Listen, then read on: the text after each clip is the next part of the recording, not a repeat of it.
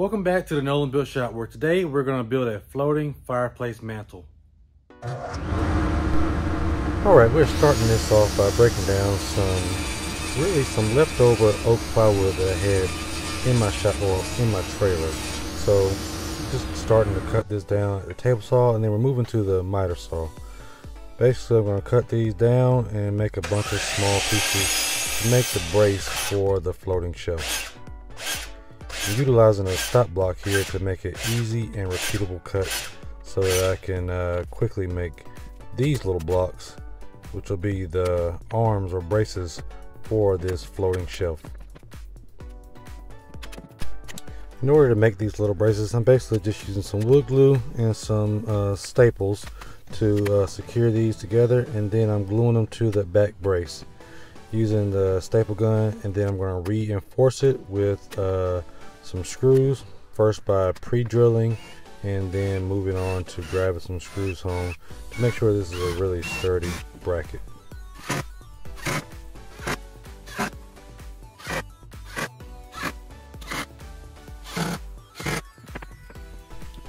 Now that the bracket is built, we're going to build a box around that bracket, using the bracket as a way to get all of our measurements. Then we're just going to use some glue and some staples to assemble everything and make sure everything is good to go.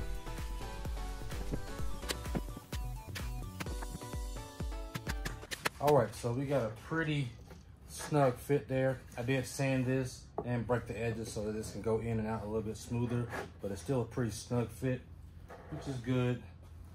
So I really don't want a lot of wobble. But I know you're probably wondering, why did I build a floating shelf with all of these exposed edges and things? Well, the reason is this is not the actual shelf material. This is just a substrate. And it's going to be a substrate because I'm using some reclaimed wood in order to wrap this thing. And the reclaimed wood, the last time I worked with this wood, this is for a previous customer, the wood was very brittle because it had been eaten up by whatever it had been eaten up by over years of usage in a barn. So it's some old barn wood. So I'm going to wrap this in barn wood, and then this piece will slide over this entire piece and be the mantle that is going to be for their fireplace. Alright, so to get started, we're going to set my table saw at 45 degrees, and then we're going to start cutting down some of this barn wood. And this barn wood has an interesting story. It's from an old barn out of 1841. So if the barn was built in 1841, you can imagine how old this wood is, because this is 3/4 inch thick wood, but before I cut it down, they were about 16 inches wide, which is really rare and hard to come by. So now that I have all of my 45-degree cuts made, both on table saw and the miter saw, now I can start assembling this box. And basically it took some blocks to put in the middle here to keep it all evenly the same all the way down, while I glue and screw and nail this thing together.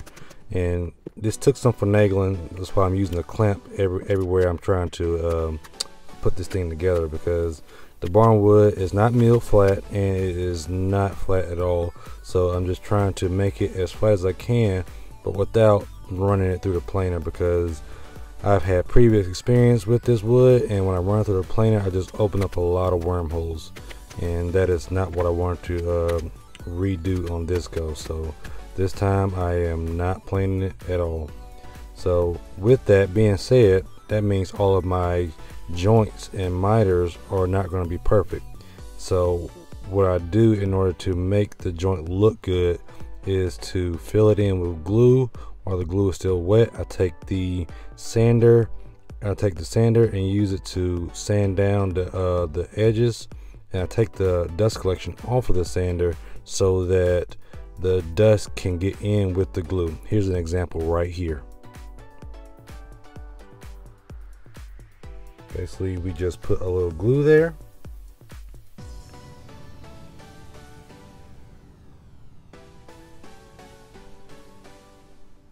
And then we're going to make sure that the dust collection is taken off of the sander. And then we're just going to lightly sand all that in until all of our gaps and lines are blurred together and look like It was all intentional. I could have the perfect joint.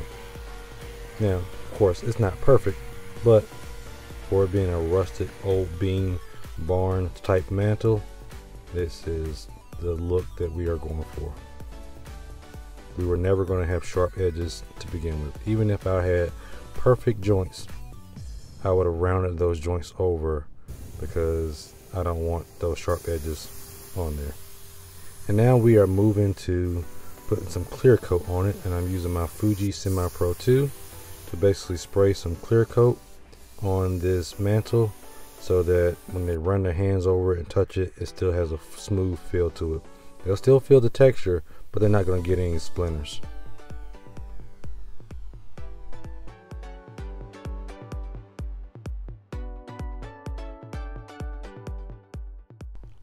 Alright, so now we're going to move on to the install. I didn't get a chance to film all of the install. My customer was pretty much watching the whole time, so I filmed what I could. Right now we're just going to slide this over, and I think it looks amazing. Now I did come back and secure this with some screws.